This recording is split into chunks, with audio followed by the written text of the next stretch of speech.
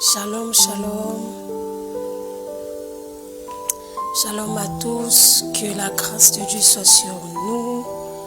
Que Dieu vous bénisse. Je vous salue tous au nom de Jésus-Christ. C'est vrai que ça fait longtemps. Ça fait longtemps qu'on n'a pas été connectés. Mais aujourd'hui, par la grâce de Dieu, nous sommes là.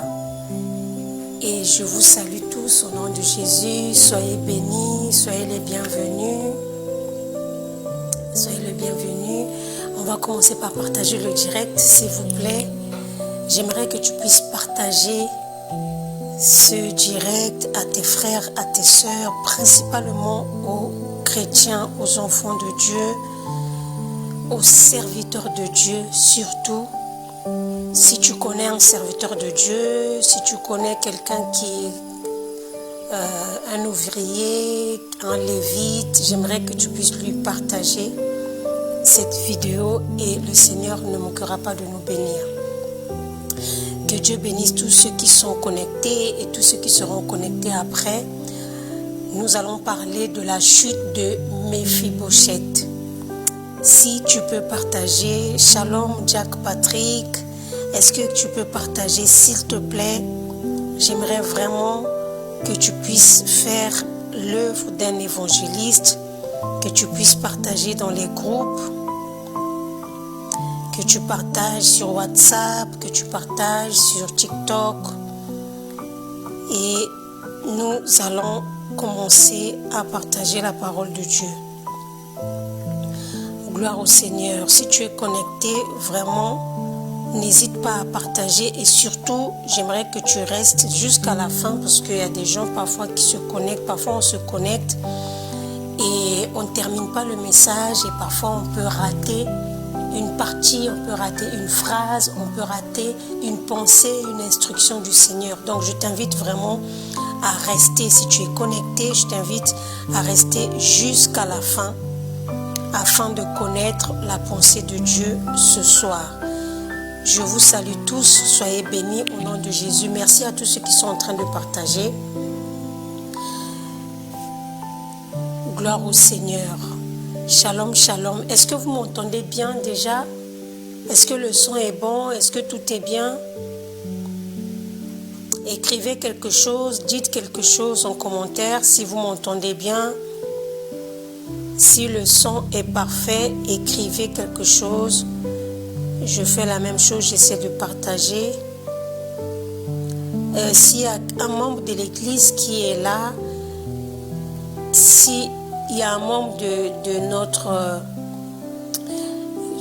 notre communauté Shekinah de Sarcelles ou même d'ailleurs, si tu es là, j'aimerais que tu puisses partager. Moi, je n'ai pas la possibilité de partager dans les groupes de l'église.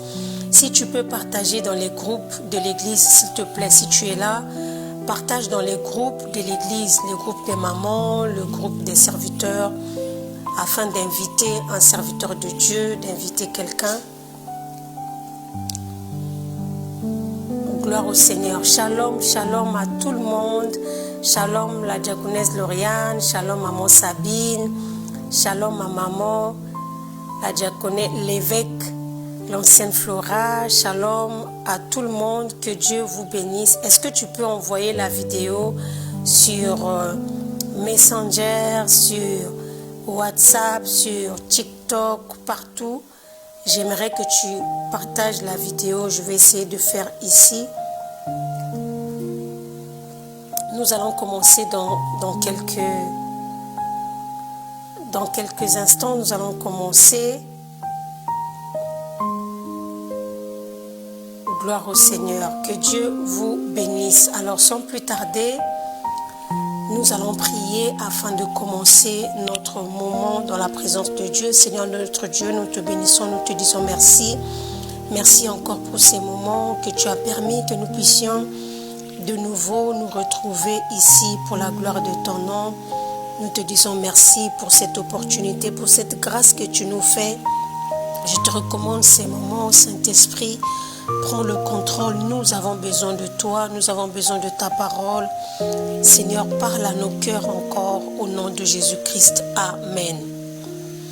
Amen, amen, amen. Que Dieu vous bénisse. Que la grâce de Dieu soit sur nous. Alors aujourd'hui, le thème de ce soir, c'est la chute de Méphibosheth.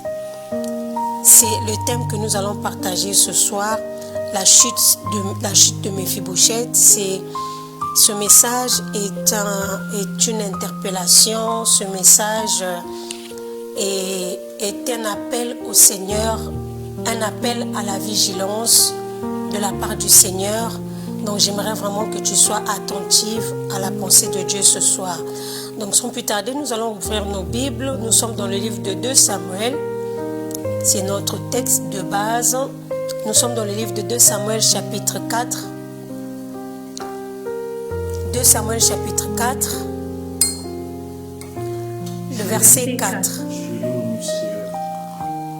Jonathan, fils de Saoul, avait un fils perdu des pieds et âgé de 5 ans lorsqu'arriva de Gisraël la nouvelle de la mort de Saoul et de Jonathan.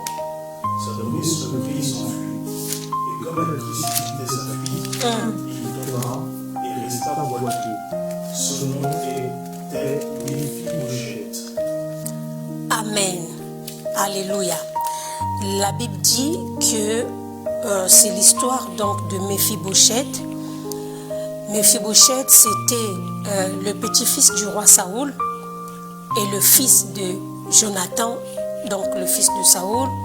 La Bible déclare que dans le contexte de ce passage, il s'est passé quelque chose. La Bible dit qu'il y a eu une guerre et pendant la guerre, Saoul a perdu la vie, donc Saoul est mort. Jonathan aussi est mort. Donc ce passage, cette histoire nous parle d'une tragédie, de quelque chose qui s'est passé dans la famille de Méphibosheth.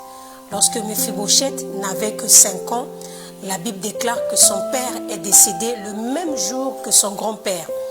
Et la Bible dit, étant donné qu'à l'époque, il faut savoir que lorsqu'il y avait un roi qui accédait au pouvoir, très souvent, la famille royale était menacée de mort. Pourquoi? Parce que on pouvait craindre qu'il y ait un membre de la famille royale qui va peut-être chercher à se révolter ou à faire un coup d'État afin de reprendre la place du nouveau roi. Donc, quand il y avait un roi qui venait au pouvoir, la famille royale était obligée de fuir, obligée de se protéger. Pourquoi? Parce qu'en général, les rois, qu'est-ce qu'ils faisaient? Ils faisaient de leur mieux pour exterminer toute la famille royale pour qu'il n'y ait pas de successeur. Et la Bible dit que c'est dans ce contexte-là, Shalom Papa Naclé, Shalom la sœur Ornella, la sœur Estelle, que Dieu vous bénisse. C'est dans ce contexte-là que la nourrice ou encore la nounou de Méphibosheth, connaissant ce qui se passait à l'époque, connaissant les pratiques de l'époque, elle savait qu'étant donné que Saoul est mort et que Jonathan aussi est mort, il se peut qu'on puisse tuer aussi Méphibosheth. Et la Bible dit que la nourrice de Méphibosheth va prendre l'initiative de fuir avec l'enfant. Il n'avait que 5 ans. Et pendant qu'il était en train de fuir, ils étaient en train de fuir, la Bible dit que comme il précipita sa fuite, donc elle courait avec l'enfant en main, elle avait l'enfant dans ses bras, elle courait avec l'enfant. Je ne sais pas si l'enfant marchait, mais c'est sûr peut-être qu'elle portait l'enfant dans ses bras. Et la Bible dit que l'enfant va tomber, Méphibosheth va tomber, et Méphibosheth va perdre les 2 pieds. Il va perdre l'usage de ses pieds. Il va devenir perclus des pieds. Et ce n'était pas quelque chose de temporaire. Il va rester comme ça toute sa vie. Donc voilà donc le contexte de cette histoire. Alléluia. Alors lorsque nous essayons de regarder en profondeur, d'analyser, c'est vrai que nous avons beaucoup de prédications sur Méphibosheth. Vous avez déjà entendu beaucoup de prédications sur Méphibosheth. Il y a beaucoup des hommes de Dieu qui ont prêché sur Méphibosheth. Mais aujourd'hui, en fait, je veux vraiment pas parler en tant que tel de Méphibosheth, mais le message du Seigneur ce soir, c'est à propos de la nourrice de Méphibosheth, la personne qui était responsable de la vie de Méphibosheth. C'est d'elle que je veux parler. Pourquoi? Parce que la chute de Méphibosheth n'a pas été provoquée par Méphibosheth lui-même. Méphibosheth n'est pas tombé parce qu'il était en train de courir. Méphibosheth n'est pas tombé parce qu'il jouait dans la cour de la récréation ou dans la cour de la maison. Méphibosheth n'est pas tombé parce que, étant qu'enfant, il a trébuché. Non. Méphibosheth est tombé parce que la personne qui le portait, donc la nourrice qui portait Méphibosheth, elle voulait tellement sauver la vie de Méphibosheth. Alléluia. Elle voyait tellement que la vie de Méphibosheth était en danger. Elle voyait tellement l'urgence, retenez bien ça. Elle voyait tellement l'urgence de faire fuir, de faire échapper Méphibosheth de la mort. Et la Bible dit, elle a couru, elle a pris la fuite avec l'enfant, mais d'une manière précipitée. Amen. Alors, ce que j'aimerais que nous puissions comprendre ici, c'est que la nourrice de Méphibosheth ne voulait pas faire du mal à Méphibosheth. Au contraire, elle voulait lui faire du bien. Alléluia. J'aimerais vraiment que tu puisses partager ce message si tu connais un serviteur de Dieu, parce que ce message concerne tous les serviteurs de Dieu aussi. La nourrice de Méphibosheth ne voulait pas faire du mal à Méphibosheth. Non. La nourrice de Méphibosheth n'a jamais souhaité que Méphibosheth puisse tomber. Non. Les intentions de la nourrice de Méphibosheth étaient bonnes. Alléluia. Elle avait des bonnes intentions. Elle voulait faire du bien à l'enfant. Mais en voulant faire du bien à l'enfant, il s'est passé quelque chose. Nous savons que lorsque tu tiens quelque chose entre tes mains, ça peut être un enfant ou encore une charge ou encore des bagages. Lorsque tu as quelque chose entre tes mains, si la chose que tu portes entre tes mains tombe, ça ne tombe pas au hasard. Alléluia. La chute de Méphibosheth n'est pas venue au hasard. Et la nourrice n'a pas fait exprès de faire tomber Méphibosheth. Ce que je comprends ici, c'est que lorsqu'elle était en train de fuir, la nourrice a sûrement fait un faux pas. Alléluia. Elle a sûrement fait un faux pas. Et le faux pas qu'elle a fait pendant qu'elle était en train de marcher, pendant qu'elle était en train de courir, pendant qu'elle était en train de fuir, elle a fait un faux pas. Et le faux pas qu'elle a fait, ce n'est pas elle qui est tombée. Alléluia. Parce que tu peux faire un faux pas sans tomber. Tu peux faire un faux pas sans te blesser. Tu peux faire un faux pas sans mourir. Tu peux faire un faux pas sans perdre tes jambes. Alléluia. Tu peux faire un faux pas et tu te relèves, tu te ressaisis. Amen. Donc la nourrice a sûrement fait un faux pas, sauf que le faux pas que la nourrice a fait n'a pas eu l'impact dans la vie de la nourrice. Le faux pas qu'elle a fait, elle n'a pas perdu ses deux jambes à cause du faux pas. Mais le problème, c'est que à cause de son faux pas, le faux pas que la nourrice a fait a provoqué la chute de la personne qui était entre ses mains. Est-ce que quelqu'un me comprend? Le faux pas que la nourrice a fait a provoqué un accident, a provoqué une chute Et lorsque l'enfant est tombé, l'enfant a perdu ses 2 jambes. Pourquoi? Parce que l'enfant n'avait pas encore la capacité de se protéger. L'enfant n'avait pas encore la capacité, alléluia, de faire comme un adulte. L'enfant n'avait que 5 ans. Qu'est-ce que j'aimerais dire par là, bien-aimé? Parfois, en voulant faire du bien, amen, parfois, nous blessons les gens. Parfois, nous faisons du mal tout en voulant faire du bien. Parfois, nos intentions sont bonnes. Nos motivations parfois sont bonnes. Mais les bonnes intentions ne peuvent pas exclure le contrôle.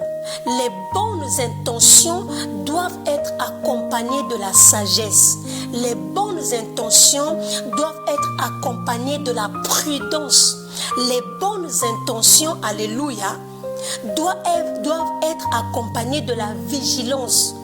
En ayant des bonnes intentions, c'est bien d'avoir des bonnes intentions. Il y a beaucoup de gens qui ont des bonnes intentions. Il y a des parents qui ont des bonnes intentions envers leurs enfants. Il y a des serviteurs qui ont des bonnes intentions. Tout à l'heure, je vais rentrer sur les serviteurs en profondeur. Il y a des chrétiens, des enfants de Dieu qui ont des bonnes intentions, qui veulent faire du bien. Mais dans leur façon de faire du bien, le problème, ce n'est pas le bien qu'on veut faire. Mais le problème, c'est surtout la vigilance par rapport au bien qu'on veut faire. Parce que lorsque nous voulons faire quelque chose de bien et que nous ne sommes pas vigilants, cette chose, au lieu que ça soit bonne, au lieu que ça apporte la paix, au lieu que ça apporte la grâce de Dieu, au lieu que ça apporte la foi, cette chose peut détruire la foi de quelqu'un. Alléluia. C'est vrai qu'aujourd'hui, dans notre vie chrétienne, on dit que le salut est individuel. Oui, le salut est individuel.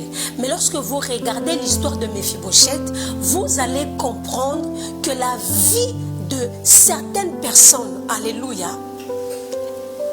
l'avenir de certaines personnes, la foi même de certaines personnes sont liées à notre marche avec Dieu. Alléluia. Nous avons la responsabilité, bien-aimés dans le Seigneur. Je ne parle pas seulement des pasteurs, mais je parle de tout chrétien. Je parle de tout enfant de Dieu. Nos attitudes peuvent être une occasion de chute de plusieurs personnes.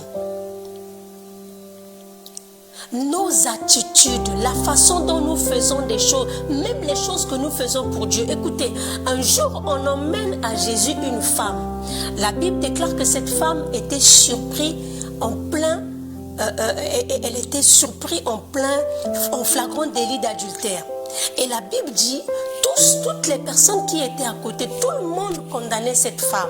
Cette femme avait commis l'adultère. En tout cas, elle n'avait pas commis l'adultère tout seul. Et là, on ne voit pas du tout l'homme avec qui elle avait commis l'adultère, mais ça c'est une autre histoire.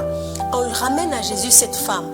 Jésus connaissait la vie de cette femme. Écoutez ce que Jésus va dire.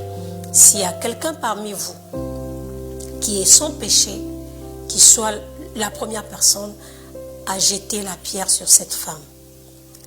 Et la Bible dit que tout ce monde-là, lorsqu'ils ont écouté cette parole de Jésus, depuis le plus petit jusqu'au plus grand, ils ont abandonné leurs pierres, ils se sont retirés. Et lorsqu'ils se sont retirés, regardez la démarche de Jésus. Jésus va se retourner vers la femme et va lui dire, où sont ceux qui te condamnaient? Il n'y avait plus personne. Et Jésus va dire, moi aussi, je ne te condamne pas. Mais Jésus va faire quelque chose en dernier que nous avons l'habitude de faire en premier. Jésus va dire à cette femme, va et ne pêche plus. Cette parole de Jésus, Jésus ne l'a pas prononcée devant la foule. Jésus ne l'a pas prononcée avant. Jésus l'a prononcée après. Pourquoi? Parce que s'il le disait avant, cela allait détruire cette femme. Cela allait encore plus encourager les gens qui voulait du mal à cette femme. J'aimerais dire à une personne, c'est bien de faire du bien. Alléluia. Mais dans le bien que tu veux faire, veille à ce que ce bien-là ne puisse pas détruire, ne puisse pas causer quelque chose qui est l'inverse de ce que tu voulais au départ. Alléluia. Au départ, elle voulait faire fuir l'enfant. Son objectif principal, c'était d'épargner cet enfant de la mort. Alléluia. La nounou de Méphibosheth, elle voulait épargner Méphibosheth de la mort. Mais en voulant épargner Méphibosheth de la mort, elle s'est précipitée et Méphibosheth n'est pas mort. Oui, il n'est pas mort, mais il a perdu ses 2 pieds. J'entends souvent les gens parler, même lorsque nous sommes sur les réseaux sociaux, j'entends les gens faire des vidéos pour dénoncer. J'entends les gens dire, oui, nous devons dénoncer les mauvaises choses qui se passent à l'église. Bien-aimé dans le Seigneur, en voulant dénoncer, dans ton cœur, tu te dis, oui, il s'est passé telle chose à l'église, il y a eu ça. En voulant le faire, alléluia, tu ne sais pas que tu es en train de couper le zèle. Parce que lorsqu'on parle des pieds ici, les pieds symbolisent le zèle de la parole de Dieu. La Bible dit, voici qu'il est beau. Qui sont beaux, les pieds de ceux qui annoncent l'évangile. Les pieds symbolisent le zèle. Il y a beaucoup de gens qui ont perdu le zèle de servir Dieu. Il y a beaucoup de gens qui se sont découragés. Pourquoi? Parce que toi, tu voulais rendre un témoignage. Parce que toi, tu voulais dénoncer quelque chose. Parce que toi, tu voulais dire quelque chose, exposer la nudité de l'Église, la nudité du corps de Christ, exposer les abus, alléluia, en voulant le faire. Pourtant, ce que tu voulais faire, c'était quelque chose de bien. Mais la façon dont tu l'as fait, et même le moment que tu l'as fait, et même la manière dont tu l'as fait, et même le langage que tu as utilisé pour le faire, au lieu que cela puisse encourager, au lieu que cela puisse alerter, au lieu que cela puisse soi-disant ouvrir les yeux, cela affecte les âmes, cela décourage le peuple de Dieu, cela décourage les gens à servir Dieu, cela décourage les gens à aller à l'église, cela décourage les gens, alléluia, à pouvoir investir dans l'œuvre de Dieu. Pourquoi? Parce que pour toi, tu voulais faire du bien. Et en voulant faire du bien, tu n'as pas veillé à la manière dont tu voulais le faire. Tu n'as pas veillé, alléluia. Tu t'es précipité comme la nounou de Méphibosheth. Alléluia. Et en voulant se précipiter, au lieu que tu puisses épargner Méphibosheth et que Méphibosheth reste en vie, et que Méphibosheth reste entier, Méphibosheth était en vie, mais Méphibosheth a perdu ses pieds. Il y a des gens qui sont en vie à l'église. Il y a des gens qui viennent à l'église, mais qui ont perdu le zèle, qui ont perdu l'envie de servir Dieu. Et lorsque Dieu regarde, alléluia, comme je l'avais dit la dernière fois, ça, tu fais partie en fait de l'épée des fils d'Amon. Alléluia. L'ennemi s'est servi de toi pour couper les pieds de Méphibosheth. Amen. Deuxièmement, ça ne concerne pas seulement notre marche, mais ça concerne aussi notre vie personnelle. Lorsque la nounou de Méphibosheth a trébuché, lorsqu'elle a trébuché, elle n'est pas tombée. Alléluia. En tout cas, je ne sais pas, peut-être qu'elle est tombée, je ne sais pas. Mais ce qui est sûr, la Bible ne nous dit pas que la nounou de Méphibosheth est tombée. Elle est restée debout. Elle s'est sûrement ressaisie. Mais sauf que le fait qu'elle a trébuché, ça n'a peut-être pas affecté sa vie, mais ça a affecté la vie de la personne qu'elle portait entre ses mains. Alléluia.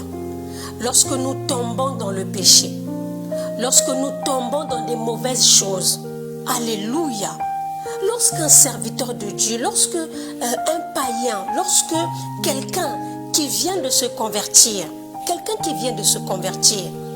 alléluia, et quelqu'un qui est en train de lutter pour abandonner l'alcool, pour abandonner la cigarette, lorsqu'il rencontre un ancien chrétien, lorsqu'il rencontre quelqu'un qui est déjà dans le Seigneur, ça fait 5 ans, ça fait 10 ans, ça fait 15 ans, et cette personne-là te voit en train de boire de l'alcool.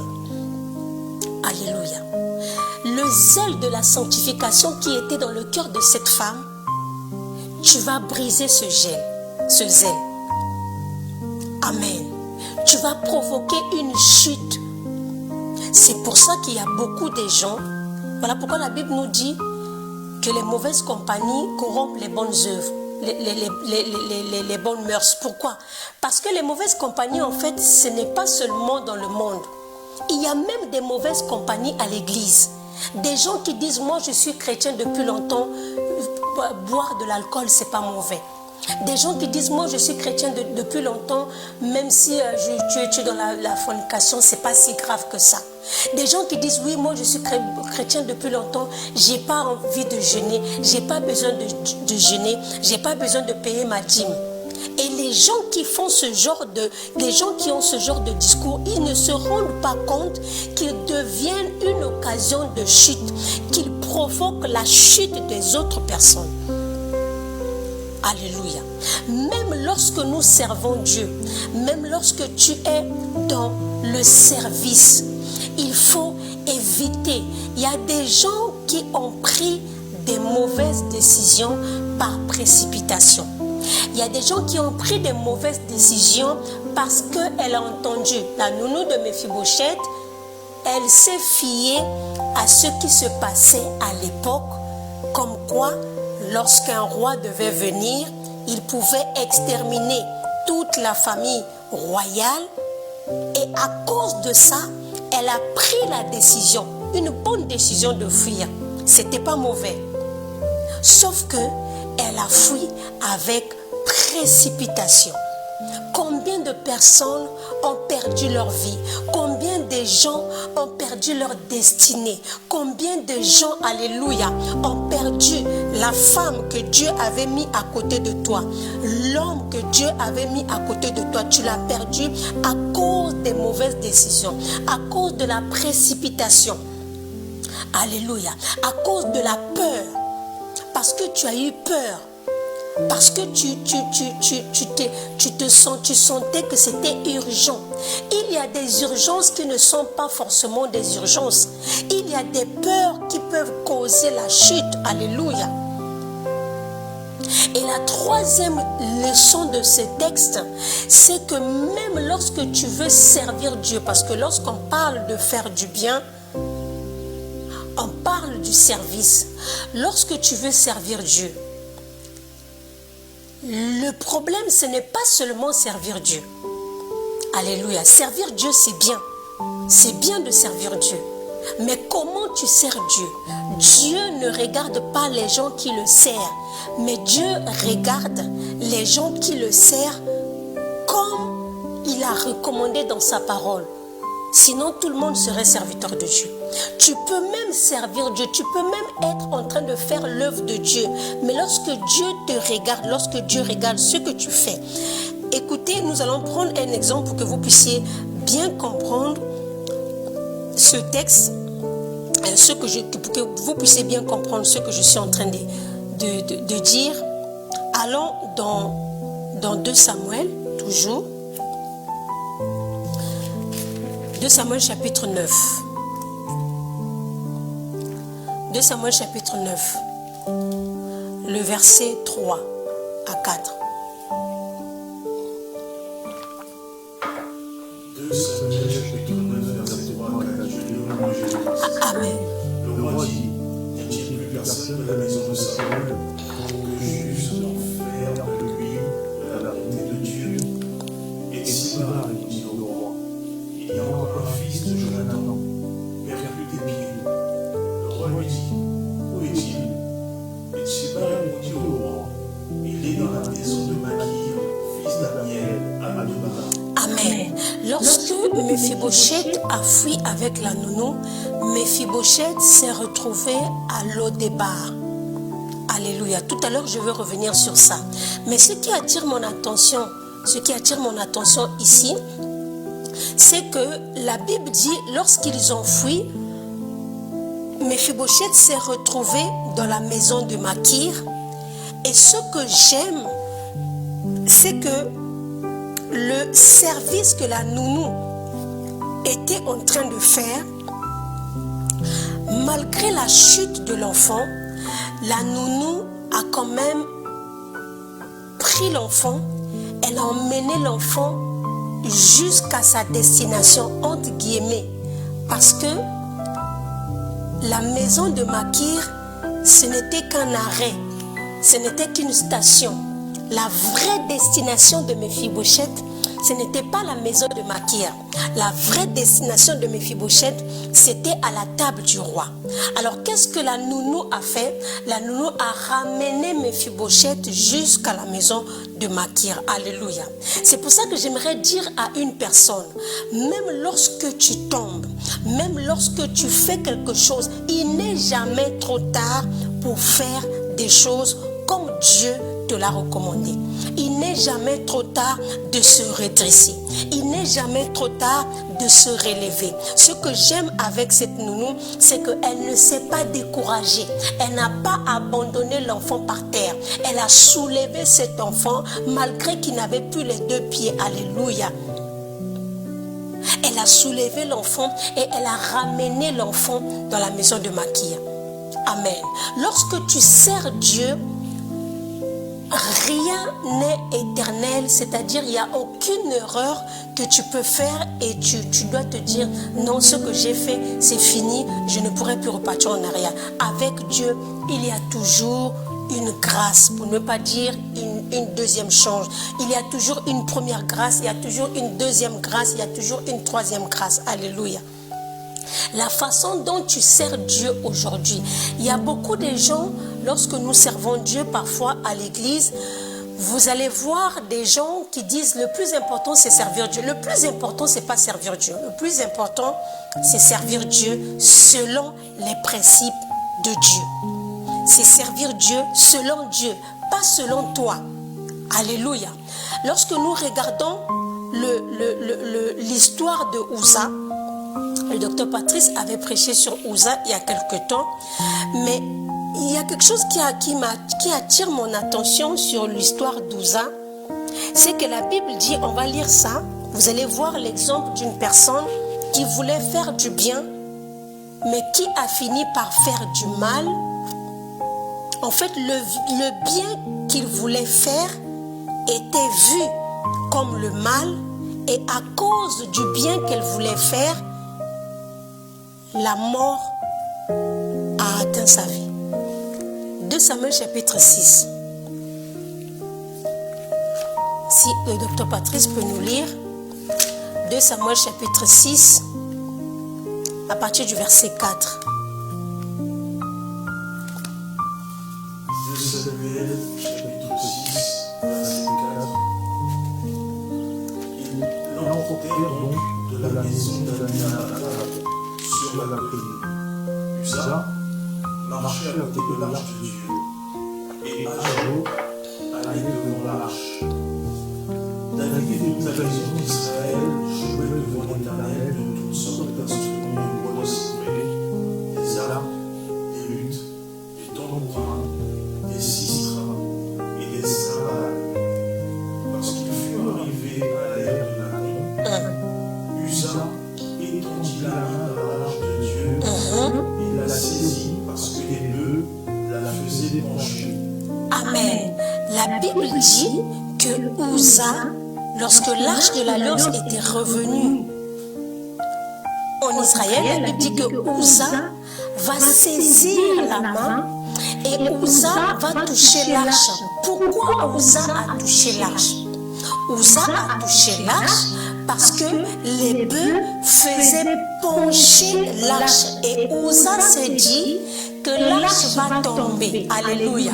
Si l'arche de Dieu est en train de vouloir tomber, oh Jésus, si l'arche de Dieu est en train de vouloir tomber, où est le mal? Si je m'approche, je touche l'arche de Dieu pour essayer de l'ajuster, pour essayer de faire en sorte que ça revienne, ça puisse mieux se positionner. Où est le mal? Il n'y a aucun mal. Uza avait des bonnes intentions. Uza avait une bonne volonté. Uza voulait faire du bien. Mais sauf que dans le bien que Uza voulait faire, Uza n'a pas été vigilant par rapport au principe de la parole de Dieu. C'était quoi les principes? C'est vrai que lorsque nous lisons la Bible, vous allez voir que on a déjà entendu aussi, nous prêchons parfois que Uza est mort parce que Uza n'était pas lévite. Parce que ce n'était que les lévites qui avaient l'autorisation de toucher l'arche. J'aimerais te surprendre aujourd'hui, aucun être humain sur la terre n'avait reçu l'autorisation de toucher l'arche de Dieu. Alléluia. Il n'y a aucun être humain n'avait reçu l'autorisation de toucher l'arche. Même les Lévites, il était interdit aux Lévites même de toucher à l'arche de Dieu. Alléluia. Regardez ce que la Bible nous dit. Écoutez ce que la Bible nous dit dans Nombre chapitre 15. Nombre chapitre 15. Nombre chapitre 4, pardon. Nombre chapitre 4, le verset 15. Après qu'Aaron et ses fils auront achevé de couvrir le sanctuaire et tous les ustensiles du sanctuaire, les fils de Kéa viendront dans les Lévites du camp pour les porter. Mais ils ne toucheront point les choses saintes, de peur qu'ils ne meurent. Amen. Quelles sont les fonctions de porteur imposées aux fils de Kéa dans la tente d'assignation? Ils ne toucheront pas les choses saintes. Donc même les Lévites ne devaient pas toucher l'arche. Pourquoi? Exode chapitre 25. Exode 25, le verset, à partir du verset 13. Tu feras des barres de bois d'acacia et tu les couvriras d'or. Tu passeras les barres dans les anneaux sur les côtés de l'arche Ok. pour qu'elles servent à porter l'arche. Les barres resteront dans les anneaux de l'arche et n'en seront point retirées. Amen. La Bible dit, lorsque Dieu a recommandé à Moïse de construire l'arche, de faire le tabernacle, la Bible déclare en ce qui concerne l'arche de l'alliance avait des barres sur les côtés. Donc même les Lévites n'avaient pas l'autorisation de toucher à l'arche directement. Mais les Lévites, ils portaient l'arche à travers les barres. Ils ne touchaient pas l'arche. Alléluia. Ils touchaient les barres. Ils portaient l'arche à travers les barres. Donc même un Lévite, même si un Lévite touchait l'arc, le Lévite aussi devait mourir comme Uza. Mais la Bible nous dit ici, qu'est-ce que Uza a fait? Dans l'élan de vouloir faire du bien, dans l'intention de vouloir faire du bien, la Bible déclare, la Bible ne nous dit pas que Uza a touché les barres. La Bible dit que Uza va toucher l'arche directement. C'est pour ça qu'il est mort. Pourquoi? Parce que l'arche symbolisait la présence de Dieu. L'arche symbolisait la sainteté de Dieu. Et Dieu est un Dieu saint. Et n'importe qui ne peut pas s'approcher comme ça de Dieu, de la présence de Dieu. Alléluia. C'est pour ça que Dieu, connaissant que nous ne sommes pas saints comme lui, Dieu va dire à Moïse de mettre les barres sur l'arche afin que ceux qui viennent porter l'arche, ceux qui étaient désignés à porter l'arche, devaient porter l'arche en touchant les barres. Et Uza, c'est pas ce qu'il a fait. La Bible dit, il a touché directement. Pourtant, il voulait faire du bien. Alléluia. Pourtant, ce qu'il voulait faire, c'était quelque chose de bien. Mais il n'a pas suivi les règles de Dieu. Il n'a pas suivi les principes de Dieu. J'aimerais dire à une personne ce soir, les bonnes intentions, le problème, ce n'est pas servir Dieu seulement. Comment tu sers Dieu. Le problème, ce n'est pas prêcher. Le problème, ce n'est pas faire ce que nous faisons. La Bible dit, maudit soit celui qui fait l'œuvre de Dieu avec négligence. Oh, pourtant, la personne fait l'œuvre de Dieu, mais ce n'est pas ce que Dieu voit. Dieu voit que derrière l'œuvre de Dieu que la personne fait, il y a une négligence, et cette négligence, au lieu que le service de Dieu t'apporte la bénédiction, la Bible dit, cette négligence, la négligence en faisant l'œuvre de Dieu, apporte la malédiction. Alléluia. En voulant faire du bien, Uza s'est retrouvé mort. Il y a des gens qui ont vu leurs affaires mourir. Il y a des gens qui ont vu, alléluia, même leur santé mourir. Pourquoi? Parce qu'ils voulaient faire du bien. Parce qu'ils voulaient faire quelque chose de bien. Même les conseils que nous donnons parfois aux gens, le problème, ce n'est pas donner le conseil. Tu peux avoir les bonnes intentions. Alléluia.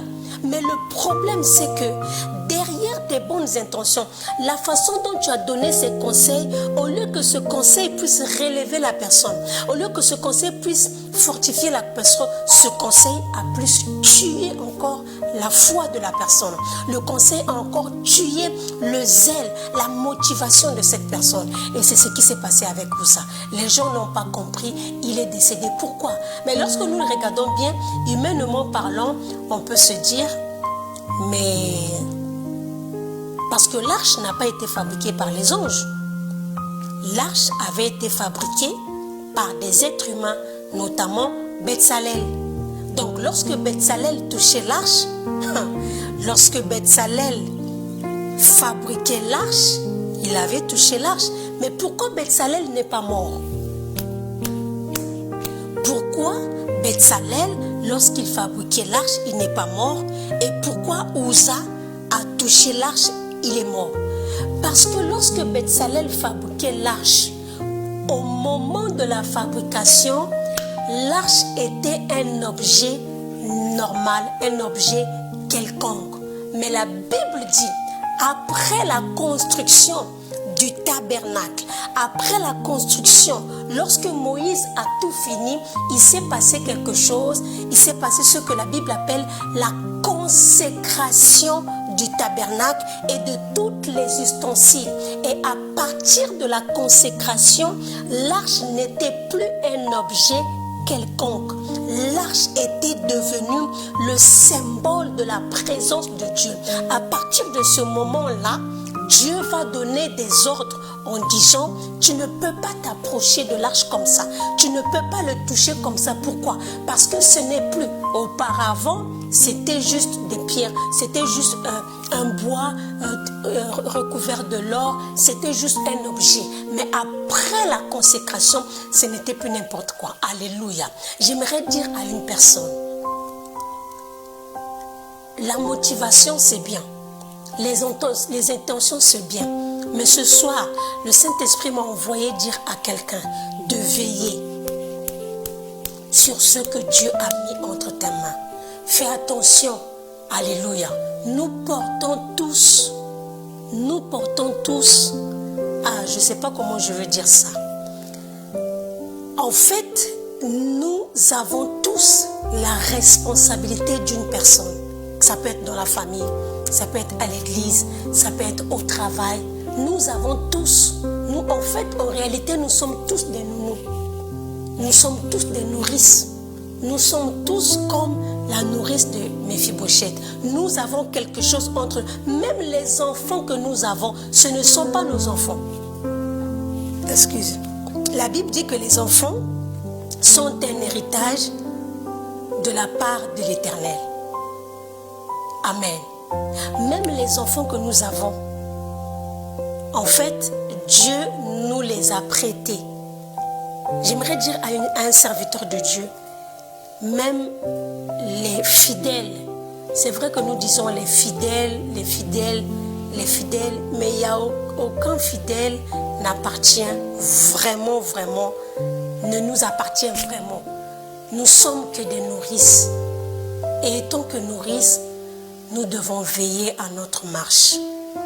Parce que la chute de Méphibosheth, alléluia, dépend de la vie, l'avenir de Méphibosheth dépend de comment nous marchons.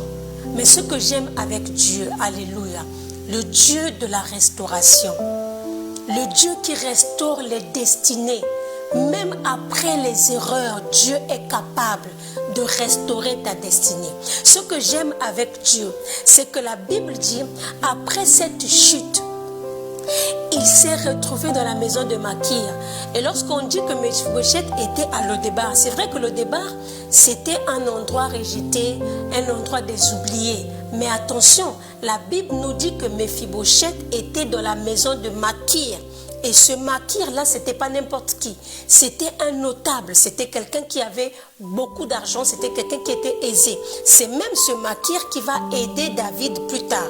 Alléluia.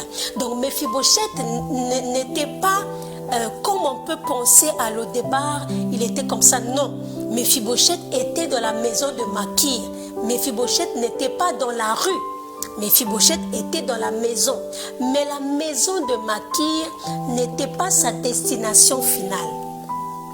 Alléluia.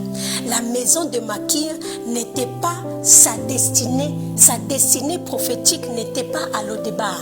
Sa destinée prophétique n'était pas dans la maison de Makir. Sa destinée prophétique, c'était sur la table du roi. Parce que Méphibosheth venait d'une famille royale. Et malgré cette chute, malgré, on va dire, l'erreur que la nounou avait faite, Dieu l'a quand même restauré.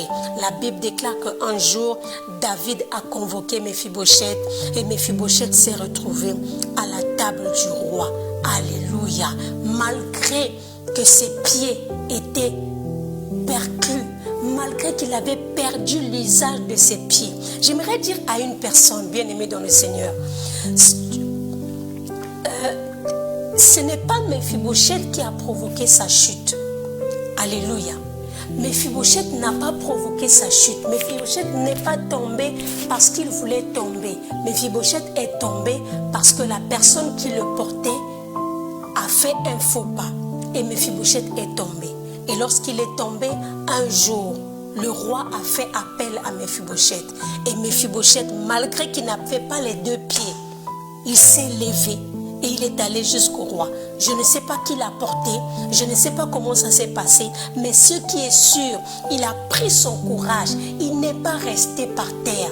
Il y a des gens qui s'apitoient, il y a des gens qui jettent la responsabilité de leur destinée. Oui, si je suis comme ça, si je n'ai pas réussi, c'est à cause de mon père, parce que mon père ne m'aimait pas, parce que mon père me maltraitait, parce que mon père me frappait. Si je suis comme ça, c'est à cause de ma mère, parce que ma mère ne voulait pas de moi. Si je suis comme ça, parce que je n'ai pas eu quelqu'un pour me donner des conseils. Si je n'ai pas réussi, c'est parce que je n'ai pas les deux pieds.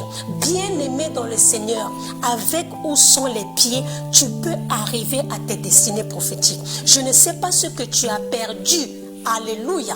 Je ne sais pas ce que tu as perdu dans ta vie, mais malgré ce que tu as perdu, la gloire de Dieu, les promesses de Dieu s'accompliront dans ta vie.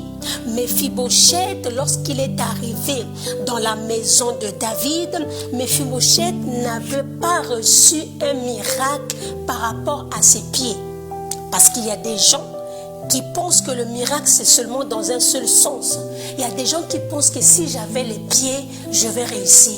Si ma mère m'avait aimé, si ma mère ne m'avait pas abandonné, si j'avais pas abandonné mes études, si je n'avais pas accouché, si je n'avais pas eu mon premier enfant jeune, si je n'avais pas ceci, si j'avais les papiers, bien aimé dans le Seigneur, il y a des miracles qui s'accompliront dans ta vie, dans ton état où tu es là, même sans papier, même sans mari, même sans personne sur la terre, même sans famille, même sans travail. Dieu est capable de faire des grandes choses dans ta vie. Lorsque Zachée a rencontré Jésus, vous allez voir, l'histoire de Zachée a changé. Mais Zachée est resté court. Alléluia. La Bible dit que sa vie a changé. Mais il est resté court, mais sa vie Il a reçu la vie éternelle, mais il est resté court. Il y a des changements qui ne nécessitent pas forcément une transformation physiquement spectaculaire. Alléluia. Mephibosheth, malgré qu'il n'avait pas les pieds, mais pour témoigner la gloire de Dieu, il n'a pas témoigné « Dieu m'a rendu mes pieds », mais il a témoigné « J'ai été assis sur la table du roi ». J'aimerais dire à quelqu'un, quelles que soient les erreurs de ta nounou, entre guillemets, quelles que soient les erreurs de tes parents, quelles que soient tes erreurs à toi-même, le Seigneur te dit aujourd'hui, il est capable de te restaurer. La chute que tu as eue ne détermine pas la fin de ta vie. Alléluia. Tu es tombé, mais tu n'es pas mort. Oh, Mephibosheth est tombé, mais Mephibosheth était encore en vie. Et si tu es encore en vie, tout est possible à celui qui croit. Si tu es encore en vie, Dieu peut faire encore des grandes choses dans ta vie. Dieu peut encore se servir de toi avec ou sans pied. Alléluia. Tu es un fils du roi. Alléluia. Lorsque David a appelé Mephibosheth, nous avons lu ça, la Bible dit, il a demandé, qui? Est-ce qu'il y a quelqu'un dans la maison de Saoul qui est encore en vie? Le problème de David, ce n'était pas l'état physique de Mephibosheth.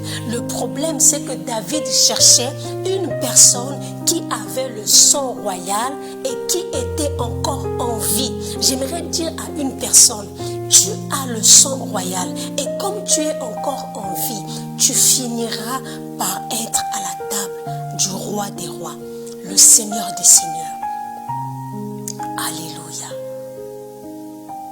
J'aimerais prier pour toi maintenant. Oh, Rebo Shandarabababababa. Rekerebo Shandarababo Sakarababo Senderebo Shakarababababa.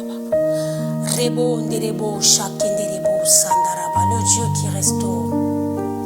Le Dieu qui restaure. Le Dieu qui restaure les vies. Le Dieu qui restaure les vies. Seigneur, merci pour ta présence. Merci pour ta parole. Merci Seigneur pour ton peuple. Merci pour tes serviteurs. Je viens prier pour tous ceux qui étaient connectés. Je viens prier pour leur vie. Je viens prier Seigneur de gloire pour leur famille. Je viens prier pour leur destinée. Je viens prier Seigneur pour leur ministère. Je prie que ceux qui étaient tombés, qu'ils puissent se relever Seigneur. Je prie, Saint Dieu de gloire, pour tous les nounous, Père éternel, qui se sentent culpabilisés, toutes les nourrices, tous les serviteurs qui se sentent culpabilisés à cause d'une erreur qu'ils ont faite d'une manière involontaire, Seigneur. Je prie que ta grâce se manifeste dans leur vie. Dans le nom de Jésus-Christ de Nazareth. Seigneur, je prie pour un Mephibosheth. Je prie pour quelqu'un qui est par terre. Je prie pour quelqu'un qui s'est retrouvé dans un pays, dans une situation qui n'aurait jamais dû. Il ne pouvait pas imaginer qu'un jour, il allait se retrouver à le départ. Mais je sais que tu es le Dieu qui restaure les destinées. Tu es le Dieu qui restaure, toi le réparateur, le véritable réparateur des brèches. Je prie Seigneur que l'onction de la réparation, alléluia. Je prie que l'onction de la restauration, Seigneur, touche les vies maintenant. Touche les familles maintenant. Touche les couples maintenant. Au nom de Jésus-Christ de Nazareth, il y a des couples, Seigneur, qui sont au bord de la divorce. Il y a des couples, Père, du divorce. Il y a des couples, Père éternel, qui se déchirent, Seigneur, parce que involontairement, ils ont ouvert une porte, Seigneur de gloire. Et il y a eu une chute, Seigneur, de leur rapport, une chute de leur relation, une chute, Seigneur de gloire, de l'entente. Toi, le Dieu qui restaure, restaure ces couples. Restaure, Père éternel. Il y a des femmes, des hommes qui se sont séparés, qui ont perdu, Seigneur de gloire, les personnes que tu avais mis à leur côté, Père, par précipitation, Jésus. En voulant faire du bien, en voulant faire du bien, Ils ont fini par blesser leurs femmes. Ils ont fini par blesser leurs hommes. Des parents, en voulant faire du bien, ils ont fini par blesser leurs enfants. Et les enfants ne veulent plus entendre parler de leurs parents. Les enfants qui sont blessés, les enfants qui se sentent trahis, des enfants qui se sentent, Seigneur, maltraités. Ils sentent qu'ils sont maltraités, mais le désir du Père, ce n'était pas la maltraitance, c'était peut-être autre chose. Mais le Père n'a pas veillé à ses paroles. La mère n'a pas veillé à ses paroles. Seigneur, je prie que tu restaures. Que tu restaures les familles, Seigneur. Que tu restaures les cœurs brisés, Jésus. Que tu restaures, Seigneur, ceux qui se sentent culpabilisés. Seigneur, merci pour ta grâce. Merci pour ta grâce.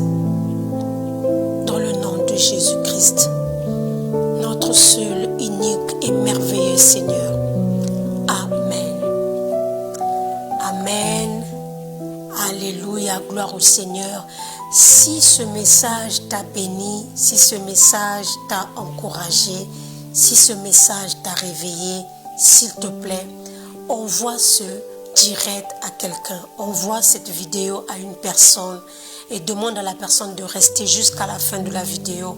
Envoie ça dans les groupes. J'aimerais que tu puisses partager. Nous sommes dans les réseaux sociaux et dans les réseaux sociaux, il y a tellement de choses qui se passent, il y a tellement des choses qui se disent, il y a des gens qui sont oppressés, il y a des gens qui sont déprimés à cause de ce qu'ils écoutent, mais à travers le message de l'évangile, quelqu'un peut être consolé, quelqu'un peut être restauré. Et si une personne est relevée parce que toi tu l'as envoyé cette vidéo, le Seigneur ne manquera pas de se souvenir de toi. Envoie cette vidéo à quelqu'un et que Dieu vous bénisse. On se retrouve vendredi prochain si le Seigneur ne revient pas. Shalom, shalom. Soyez bénis.